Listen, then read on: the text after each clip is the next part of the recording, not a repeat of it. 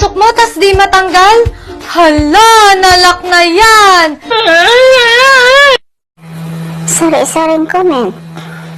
Oh, pero may nakita akong isang comments na talagang totoo, guys. Kasi sa comments na nagsasabi na binabawi lang nila. Mayroon bang best actress, best actor na may lumabas na bulati na buhay at saka mga uod na buhay at saka sumuka ng dugo? Yan, binawi lang daw nila kasi para hindi mapahiya ang bansa nila. Yan rin ang nasa isip ko, guys. Walang ko kontra sa vlog kong ito. Kasi opinion ko lang ito.